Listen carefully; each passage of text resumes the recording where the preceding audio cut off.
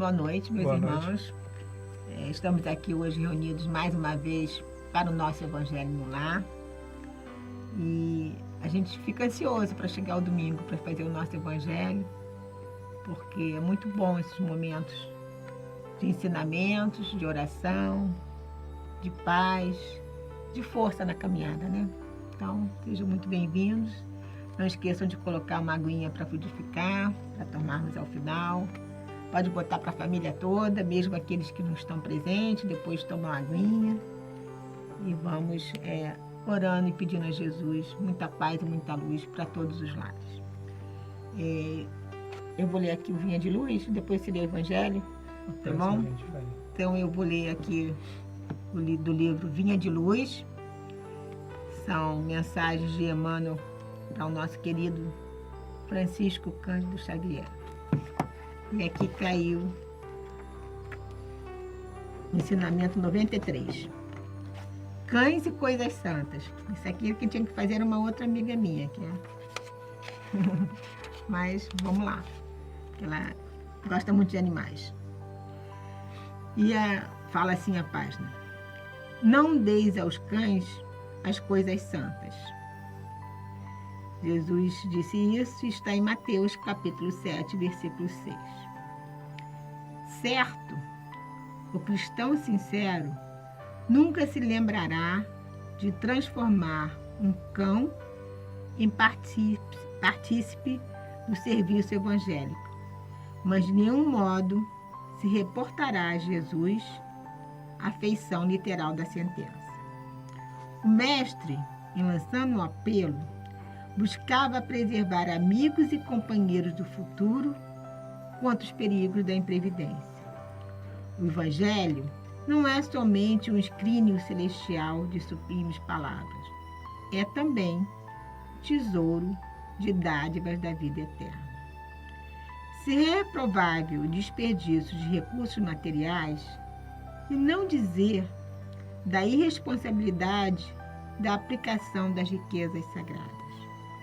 O aprendiz, inquieto na comunicação de dons da fé às criaturas de projeção social, pode ser generoso, mas não deixa de ser imprudente, porque um homem esteja bem trajado ou possua larga expressão de dinheiro, porque se mostre revestido de autoridade temporária ou se destaque nas posições representativas da luta terrestre, isto não demonstra a habilitação dele para o banquete do Cristo. Recomendou o Senhor seja o Evangelho pregado a todas as criaturas. Entretanto, com semelhante advertência, não espera que os seguidores se convertam em demagogos contumazes e sim em mananciais ativos do bem a todos os seres, através de ações e ensinamentos, cada qual na posição que lhe é devida. Ninguém se confie à aflição por impor os princípios evangélicos, nesse ou naquele setor da experiência que lhe diga a respeito. Muitas vezes, o que parece amor não passa de simples capricho. E, em consequência dessa leviandade, é que encontramos verdadeiras malta de cães avançados em coisas santas.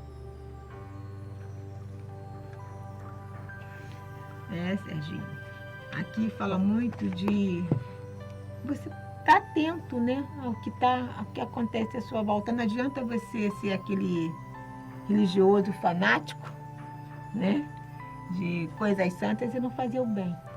Conheceis o bom espírita, né, o bom religioso, pelas obras que pratica. Isso. A gente fala aqui em espírita, mas todas as religiões. Todas as religiões praticam bem, mas o todo é que tem que praticar. Né? Às vezes tem um grupo pequeno que pratica o bem e tem o outro que moralmente, às vezes destrói até uma religião. A gente vê isso aí acontecer a todo dia. Então, façamos o bem. Porque o que você é vai estar naquilo que você faz, não é? Não naquilo que você diz. Então, por isso que o exemplo, né, é fundamental, você olhar o proceder, né? Não a fala, mas o proceder. Porque a proceder vai trazer o que está no seu coração, né? O que você fala é alguma coisa que você só decorou e está aqui no seu raciocínio, mas não mudou ainda o teu sentimento. Não fez crescimento moral no seu coração. Então, quando você tem que olhar, tem que ver o proceder, né? O que a pessoa tem como desejo dela, né? Esse desejo é uma coisa assim, o que realmente move ela, né? Qual é a função desse mover? A função desse mover é realmente agariar pessoas para conviver dentro daquilo que você acredita, né? Em relação àquela sua fé, ou seja, eu tenho o Evangelho de Jesus, pretendo chegar e colocar ele no meu coração. Se essa pessoa tem isso, realmente consolidou isso dentro dela, se esse é o desejo dela, se ela quer depois de algumas reencarnações abraçar Jesus, ela vai demonstrar exatamente esse crescimento em função a isso. E às vezes a gente fala assim, fulano ama tanto o outro, mas às vezes é um capricho, é um egoísmo, né, Sérgio? Uhum. A gente tem que aprender também a amar sem egoísmo, porque quando às vezes a gente não percebe, às vezes nem que está sendo egoísta. Então a gente precisa estar muito atento às nossas ações, como você colocou aí, e transformar realmente esses sentimentos negativos em virtudes, né? E para isso nós temos que estar atento à nossa caminhada, ao nosso dia a dia, às nossas ações e deixarmos de sermos menos caprichosos e sermos mais sinceros, primeiro conosco mesmo, né? Porque às vezes a gente não é sincera nem com a gente, até com a gente se saboteia, né? Que são hábitos, né, de muitos anos, né? Diz os Espíritos, são 40 mil anos que nós estamos no egoísmo, né? Então, para mudar isso não é muito fácil, nem perceber isso não é muito fácil, né? Precisa estar muito vigilante, isso que você falou, tem que estar muito vigilante a ti mesmo, senão você não consegue perceber. É verdade. Você faz nossa prece inicial? Faço. Vamos todos nós nos concentrarmos no querido Mestre Jesus. Nós ainda há pouco falamos em abraçar o Mestre. Então vamos pensar em estar abraçando o Mestre. O Mestre chegando ao nosso lar, junto com essa atividade amiga, que vai limpando todo o nosso ambiente, deixando ele limpo, das nossas próprias viações que foi geradas durante essa semana, para que tenhamos um ambiente mais de paz dentro do nosso lar, buscando sempre trazer esse mesmo reparo aos nossos corações. Que essa memória do nosso Mestre Jesus invada sempre a nossa mente, a todo momento de tristeza, de sentimentos não bons que nós tenhamos dentro da nossa casa por algum motivo. Buscamos sempre o Mestre para o consolo e na oração que nos fortalece. Gratidão por tudo e que a reflexão de hoje nos caminhe e nos fortaleça nesse sentido. Que assim seja. Graças a Deus. Vou te pedir para você ler também o Evangelho para a gente. Então vamos pegar um trecho aqui do Evangelho. Nós estamos no capítulo 23, Estranha Moral, item 13. Jesus vinha proclamar uma doutrina que solaparia pelas bases os abusos de que viviam os fariseus, os escribas e os sacerdotes do seu tempo. Imolaram-no, portanto, certos de que, matando o homem, matariam a ideia. Esta, porém, sobreviveu, porque era verdadeira, engrandeceu-se, porque respondia aos desígnios de Deus, e, nascida num pequeno e obscuro burgo da Judéia, foi plantar o seu estandarte na capital mesma do mundo pagão. Em face dos seus mais encarniçados inimigos, daqueles que mais profiavam em combatê-la, porque subvertia crenças seculares, a que eles se apegavam muito mais por interesses do que convicção. Lutas de mais terríveis esperavam aí pelos seus apóstolos. Foram inumeráveis as vítimas. A ideia, no entanto, avolumou-se sempre e triunfou. Porque, como verdade, sobrelevava as que a precederam. Esse trecho aí do Evangelho, ele fala dos encarnes de Jesus, né? Na realidade, Jesus trouxe a boa nova, que era o amor ao próximo. E amar o próximo tira poder. Então era uma não aceitação de Jesus dos poderosos. Porque exatamente eles não queriam perder o poder. Porque, na verdade, o que Jesus traz, né? Aquela máxima, né? Amar a Deus sobre toda a coisa e ao próximo como a si mesmo, é amar o outro. Quando você quer poder, você ainda está no egoísmo. E aí você não quer tirar isso, você não quer perder isso. Seu orgulho, sua vaidade não lhe deixa perder isso. Então, enquanto a gente está muito enraizado nisso, é difícil a gente conseguir entrar dentro do Evangelho de Jesus. Como diz ali a nossa leitura, a gente só consegue verbalizar dentro de algumas pessoas para que eles olhem você também como alguém que conhece. Mas no fundo, que é uma vaidade. É uma vaidade. Mas que no fundo, enquanto eu não praticar isso, enquanto eu não viver isso, eu não estou no Evangelho de Jesus. Por isso que ele diz até no começo, né? Como uma complementa a outra. É pelo o que a gente tem de frutos, o que a gente produz realmente, o que a gente traz no nosso coração, é que vai nos dizer se nós estamos no Evangelho ou não. E se não tivermos, ainda tem um problema. Ainda somos esses que crucificaram Jesus. Sim, com certeza. Não tenho dúvida disso. Nós, infelizmente, fizemos isso com Jesus. Hoje nós já amamos a Jesus, já sabemos o quanto nós erramos com essas atitudes. E o mais importante também desse que a gente lê hoje é como os ensinamentos de Jesus estão vivos até hoje. E são esses ensinamentos, os exemplos que Jesus nos deu, que a gente tem que buscar, colocar dentro de nós e seguir. Que é assim que a gente vai evoluir. Porque são os desígnios de Deus, né? É que Deus pede para a gente. Se Deus é só amor, como a gente vai viver fora do amor? Não tem como. Não tem maneira. Como eu vou conseguir ser feliz realmente se eu não estou no amor?